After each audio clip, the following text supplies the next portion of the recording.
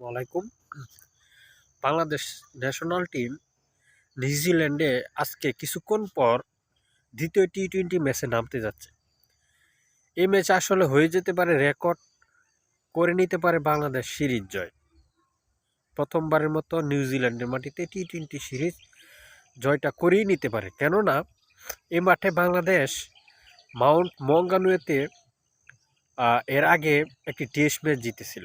আপনি যদি দেখেন টি-20তে কিন্তু একটি মুহূর্ত খেলাটা চেঞ্জ করে দিতে পারে, কিন্তু টেস্ট ম্যাচ এক মুহূর্তে কখনোই খেলা চেঞ্জ হয় না।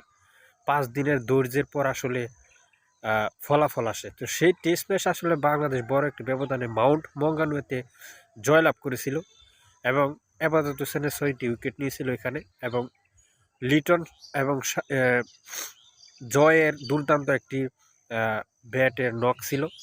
তো সে জয়ের উপর ভিত্তি করে কিন্তু বাংলাদেশ